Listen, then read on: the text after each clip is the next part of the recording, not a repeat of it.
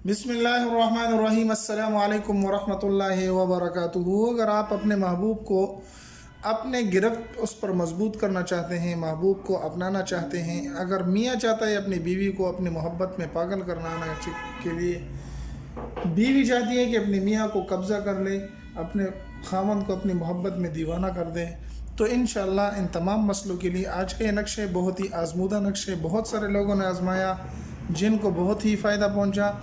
इसकी इजाज़त उन तमाम दोस्तों को होगी जो वीडियो को अव्वल से लेकर आखिर तक देखेंगे, क्योंकि अगर अमल सीखेंगे नहीं तो आप करेंगे किस तरीके से। अमल को पूरा सीखना है, फिर उसके बाद करना है।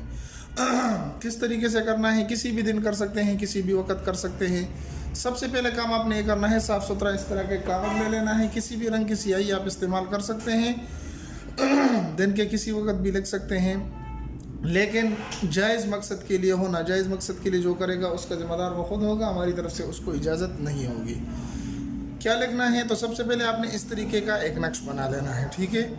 नक्श बनाने के बाद 4 कोने उसके इस तरीके से बना लेने हैं, मुसल्लस किस्म के, और दरमियान में एक लकीर खींच देनी है। इसके अंदर जो आदाद लिखने हैं, जो हुरूफ मुक़त्तात लिखने हैं, वो सारे मैं आज की इस वीडियो में मैं आपको अभी बताने जा रहा हूँ।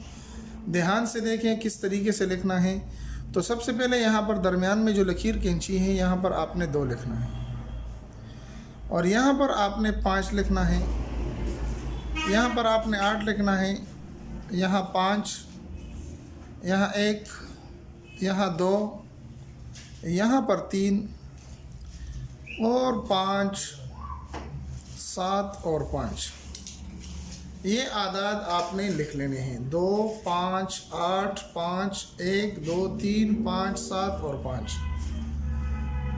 अब आ जाती है बारी कोनों में। तो यहाँ पर आपने मीम और वो लिखना है, मीम और वो, ठीक है, मीम और वो।